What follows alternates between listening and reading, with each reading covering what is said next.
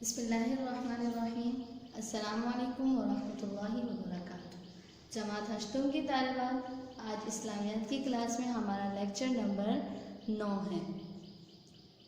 आज की क्लास में जो हम दो टॉपिक पढ़ने जा रहे हैं वो है ज़कात का निसाब और मसारिफ़ ज़कात। ज़कात का निसाब इससे पहले क्लास में आप लोगों ने डिटेल से पढ़ लिया था, थोड़ा सा हम रिवाइज कर लेते हैं। उसके बाद हम पढ़ेंगे कि ज़कात में वो चीज़ देना ज़रूरी है जिस पर ज़कात फ़र्ज़ है या उसकी कीमत भी दी जा सकती है, ज़कात कब अदा की जाएगी और ज़कात की नियत करना ज़रूरी है या नहीं, ये चीज़ें इसमें हम पढ़ेंगे। अच्छा, इससे पहले जो हमने पढ़ा था वो ज़कात का निसाब यानी सोने का निसाब, चांदी का निसाब, तिजारती माल का निसाब, ये हमने अलग अलग डिटेल में पढ़ लिया था। थोड़ा सा रिवाइज कर लेते हैं। सोने का निसाब क्या था? 7 तोला 6 माशा यानी 87.5 ग्राम सोना। ठीक है, ये निसाब है। अगर इतना निसाब है तो उस पर ज़कात क्या हो जाती है? फ़र्ज हो जाती है। चांदी का निसाब क्या है? 52 तोला 6 माशा यानी 612 ग्राम। ठीक है, चांदी होगी तो फिर इस पर ज़कात फ़र्ज होगी। अच्छा, अब इन दोनों की ज़कात कितनी है? इन दोनों में जो है वो ज़कात कितनी है? 2.5%। 7 तोला 6 माशा अगर सोना है तो उस पर कितनी ज़कात होगी? 2.5%। इसी तरह 52 तोला 6 माशा चांदी है तो फिर कितनी ज़कात होगी? 2.5%। क्लियर? फिर हमने पढ़ा था तिजारती माल का निसाब। ये क्या है कि तिजारती माल का जो है वो अलग से यानी अलहदा कोई निसाब नहीं है। हाँ, इसका हिसाब जो है वो सोना चांदी के निसाब से किया जाएगा। मसलन अगर किसी के पास तिजारती माल है, वो उस तिजारती माल का हिसाब लगाकर कीमत सोना चांदी के निसाब तक पहुंचती है तो फिर उस पर क्या होगी? ज़कात होगी। सोने के निसाब के बराबर या चांदी के निसाब के बराबर उसके जो है वो माल मौजूद है तो अब उस पर ज़कात होगी और उसकी ज़कात भी कितनी है? 2.5%। ये हमने डिटेल में पिछली क्लास में पढ़ लिया था। अब हम पढ़ने जा रहे हैं ज़कात में कीमत देना, यानी कि जिस चीज़ पे ज़कात फ़र्ज हुई है, ठीक है, तो वही चीज़ देना ज़रूरी है या उसकी कीमत भी दी जा सकती है। तो यहाँ क्या बताया कि असल फ़र्ज तो ये है कि जिस माल में ज़कात फ़र्ज है उसी का क्या दे दे? 2.5% दे दे। ठीक है, और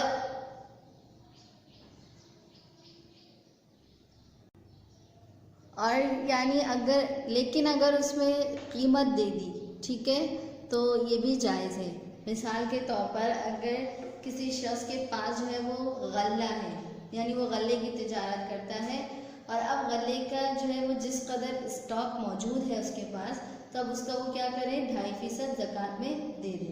लेकिन अगर उसने कीमत दे दी उस स्टॉक की जितना वो ज़कात में बन रहा था उसकी कीमत दे दी तो ये भी क्या है? जायज़ है। ठीक है, इसी तरह अगर किसी के पास चांदी के जेवर या बर्तन है जिनका वज़न कितना है? 100 तोला, तो फिर जो है वो क्या करे? तो असल फ़र्ज़ ये है कि वो 100 तोला में से क्या करे? 2.5 तोला चांदी या ज़कात जो है वो चांदी के बर्तन है, चांदी के जेवर है तो चांदी 2.5 तोला निकालेगा, और अगर सोना है तो फिर जो है वो 2.5 तोला जो है वो सोना निकाल के ज़कात में दे दे। लेकिन अगर वो 2.5 तोला चांदी या सोना नहीं देता बल्कि उसकी कीमत का कपड़ा या गल्ला खरीद कर दे देता है तो ये भी क्या है? जायज़ है। और यही सबसे ज़्यादा बेहतर है कि जिस ज़रूरतमंद को ज़कात दी जा रही है उसकी ज़रूरत को मद्देनज़र रखते हुए ज़कात अदा की जाए।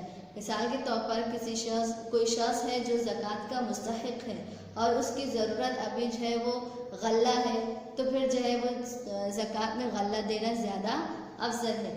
और अगर उसकी ज़रूरत कपड़ा है तो उसको ज़कात में कपड़ा देना ज़्यादा अफजल है। अगर उसकी ज़रूरत कीमत है तो फिर ज़कात में कीमत देना ज़्यादा अफजल है। तो ज़रूरतमंद की ज़रूरत के मुताबिक ज़कात देना ये क्या है? ज़्यादा बेहतर, ज़्यादा अफजल है। क्लियर होगी बात सबको? अब देख लेते हैं ज़कात कब अदा की जाए। ठीक है, ज़कात यानी कब देनी है?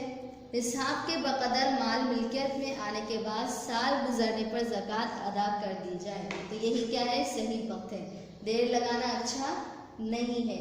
यानी निसाब के बकदर माल जो है वो मिल्कियत में आ गया मसलन उसके पास जो है वो 7 तोला 6 माशा सोना जो है वो उसकी मिल्कियत में आ गया।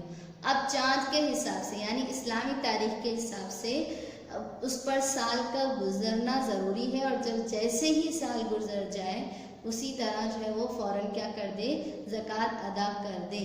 ठीक है, उस पर देर लगाना ज़्यादा अच्छी बात नहीं है। ठीक है, इसी तरह अगर साल गुजरने से पहले किसी शख्स ने ज़कात अदा कर दी तो ये भी जायज़ है।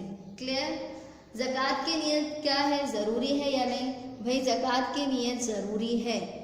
ठीक है, अगर ज़कात का माल जो है वो अलहदा कर रहे हैं या जो है वो दे रहे हैं तो उस वक्त ज़कात की नियत करना ज़रूरी है कि ये माल ज़कात में देता हूँ या ज़कात के लिए अलहदा करता हूँ, तो उसमें ज़कात की नियत करना ज़रूरी है। हाँ, अलबत्ता किसी को ज़कात दी जा रही है, जिसको ज़कात दे रहे हैं उस शख्स को बताना ज़रूरी नहीं है कि ये ज़कात का माल है, बल्कि क्या करें, ज़कात की नियत करके किसी भी मुस्तहिक को, हाजतमंद को इनाम के तौर पर या बख्शिश के तौर पर या किसी गरीब के बच्चों को जो है वो ईदी के नाम से ये रकम दे दी जाए तो इससे भी ज़कात क्या हो जाएगी, अदा हो जाएगी।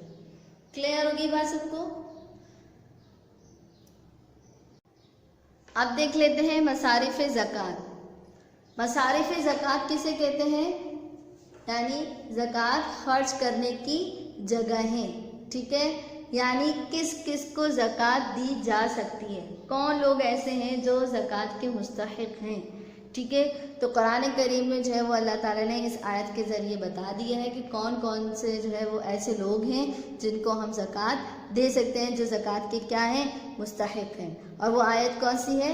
इन्नमस सदक़ातु लिल फ़ुक़राई वल मसाकीन वल आमिलीन अलैहा वल मुअल्लफ़ति क़ुलूबुहुम व फ़िर रिक़ाबि वल गारिमीन व फ़ी सबीलिल्लाहि व इब्निस सबील फ़रीज़तम मिनल्लाह वल्लाहु अलीमुन हकीम। क्या मतलब हुआ इसका कि इन्नमस सदक़ातु, के सदक़ात यानी ज़कात व खैरात, लिल फ़ुक़राई वल मसाकीन, मुफ़लिसों और मुहताजों, वल आमिलीन अलैहा, और कारकुनान सदक़ात का हक़ है। किसका हक़ है? वल आमिलीन अलैहा, कारकुनान सदक़ात। कारकुनान सदक़ात का मतलब क्या है? जो आमिल ज़कात भी कहलाते हैं, यानी जो शख्स इस्लामी हुकूमत की तरफ से ज़कात वसूल करने पर क्या होता है, मुकर्रर होता है, उसको कहते हैं आमिल ज़कात और कारकुनान ज़कात। ठीक है, अच्छा, उसके बाद क्या है? वल मुअल्लफ़ति क़ुलूबुहुम, इसका मतलब क्या है? और उन लोगों का हक़ है जिनकी तालीफ़ कबूल मंजूर हो। ठीक है, और फिर रिक़ाबी, और ग़ुलामों के आज़ाद कराने में, वल-गारिमीना, और कर्ज़दारों के कर्ज़ अदा करने में, वफ़ी सबीलिल्लाहि, और अल्लाह की राह में, व इब्निस सबील, और मुसाफिरों की मदद में ये माल खर्च करना क्या है, करना चाहिए, और ये इनके हुकूक़ हैं। ठीक है, फ़रीज़तम मिनल्लाह, और ये हुकूक़ अल्लाह की तरफ से जो है वो मुकर्रर कर दिए गए हैं। वल्लाहु अलीमुन हकीम, और अल्लाह जानने वाला है। ठीक है, तो ये आयत पढ़ ली, आयत का तर्जुमा। इसी आयत के ज़ेल में हमारे पास जो मसारिफ़ ज़कात आते हैं वो कितने हैं? 8। सबसे पहले क्या है? फ़कीर, दूसरा मिस्कीन, आमिल ज़कात, मुअल्लिफ़तुल क़ुलूब, ग़ुलाम, कर्ज़दार, मुजाहिदीन और मुसाफिर। फ़कीर कौन लोग हैं? फ़कीर वो शख्स जिसके पास कुछ सामान है मगर निसाब के बराबर नहीं है। किसके बराबर नहीं है? निसाब के बराबर नहीं। कौन? फ़कीर। ठीक है, तो जिसके पास कुछ तो सामान है लेकिन निसाब के बराबर नहीं है, वो क्या कहलाता है? फ़कीर। और इनको ज़कात देना ठीक है, इनको ज़कात दी जा सकती है। मिस्कीन कौन है? वो शख्स जिसके पास कुछ भी नहीं होता, वो शख्स जिसके पास कुछ भी नहीं है। ठीक है, वो क्या कहलाता है? मिस्कीन। आमिल ज़कात मैं आपको बता चुकी, वो शख्स जो इस्लामी हुकूमत की तरफ से ज़कात वसूल करने पर मुकर्रर हो, उसको माल ज़कात में से तनख्वाह दी जा सकती है। इसको क्या कहते हैं? आमिल ज़कात। यानी लोग जो है वो ज़कात दे रहे हैं इस्लामी हुकूमत की तरफ से, वो शख्स क्या करता है?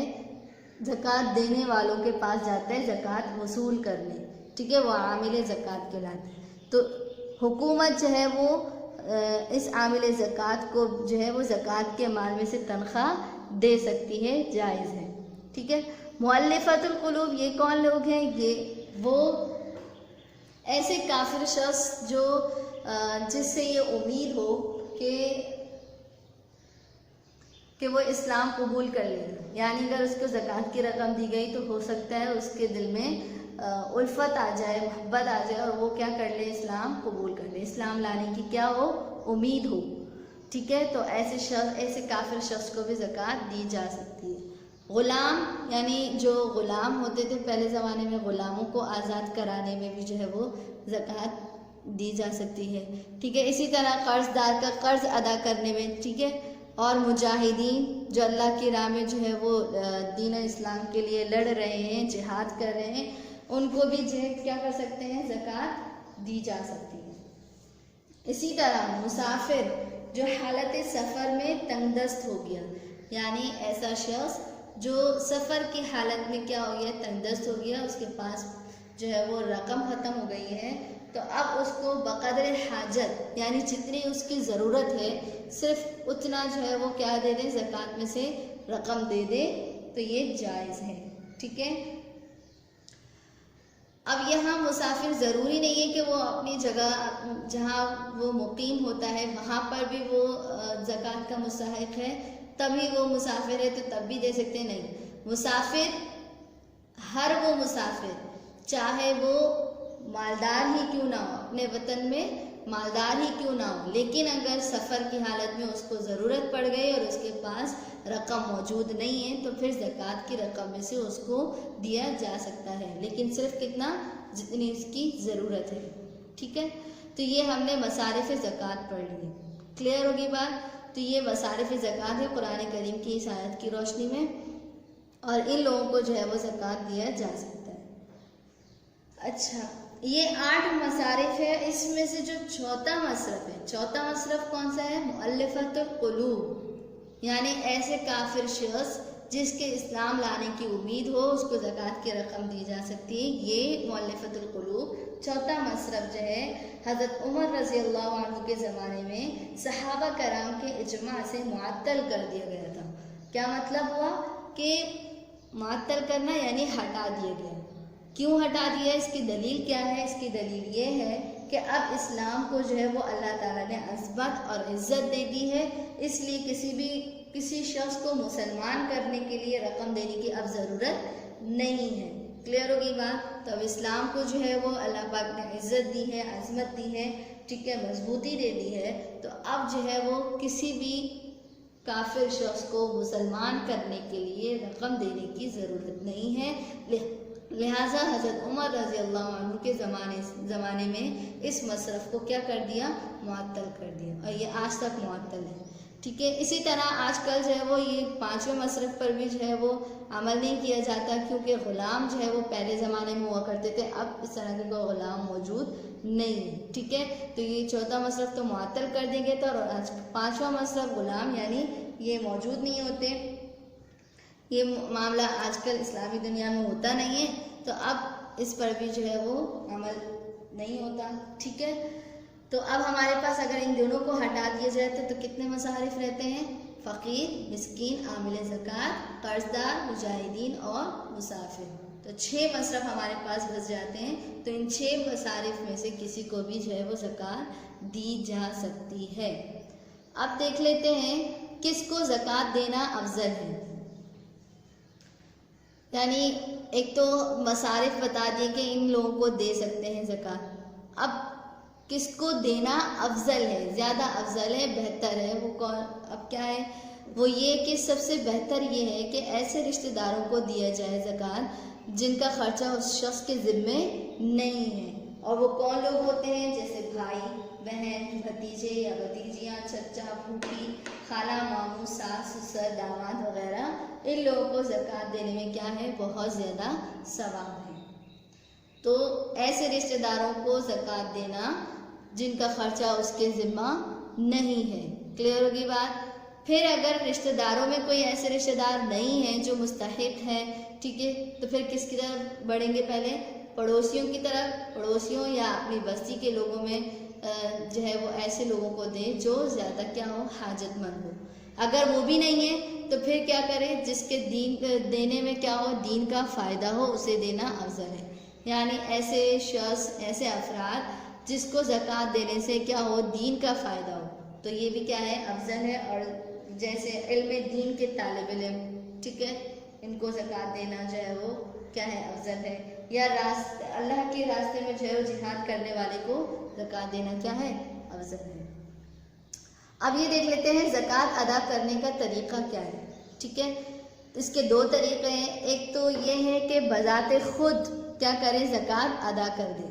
बज़ाते ख़ुद यानी जिस कदर उसकी ज़कात वाजिब हुई है वो मुस्तहिक़ को ज़कात की नीयत से ख़ुद अपने हाथों से क्या करें, ज़कात दे दें, तो ये ज़्यादा बेहतर है। इसी तरह दूसरा तरीक़ा क्या है, किसी शख्स को अपनी तरफ से वकील बनाकर ज़कात की रकम दे दें कि ये क्या करें, ज़कात के जो है वो मसरफ़ में क्या करें, ख़र्च करें, ठीक है। तो वकील बनाकर या ख़ुद जो है वो अपने हाथों से ज़कात देना, ये दो तरीक़े हैं।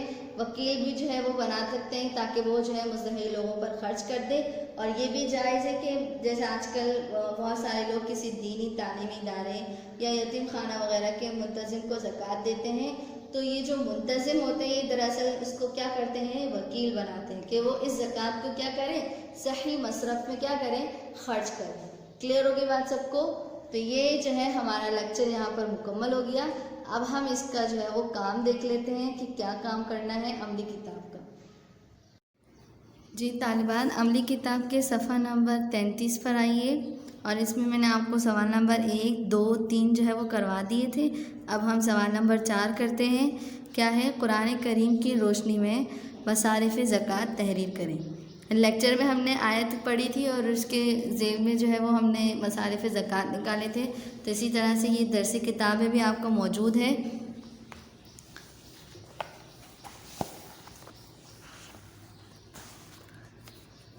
दरसी किताब के सफ़ा नंबर 97 पर आइए। यहाँ पर आपको मसारिफ़ ज़कात दिए हैं। इसमें आपकी जो सबसे पहली हेडिंग है वो आएगी कुरान करीम की रोशनी में मसारिफ़ ज़कात। ये मेन हेडिंग डाल के आपने फिर जो है वो ये आयत तहरीर करनी है, पूरी आयत, इन्नमस सदक़ात, पूरी आयत लिखनी है, तर्जुमा तहरीर करना है। और फिर उसके बाद जो है ये सारे के सारे जो मसारिफ़ आपको दिए हुए हैं जिस तरह से पूरा मुकम्मल तहरीर करना है, ठीक है। यहाँ तक जो है वो ये आपने तहरीर करना है। क्लियर होगी बात। तो इसके बाद जो है बाकी सारा काम इंशाल्लाह हम अगली क्लास में करेंगे। अगली क्लास तक के लिए इजाज़त दीजिए। अस्सलाम वालेकुम।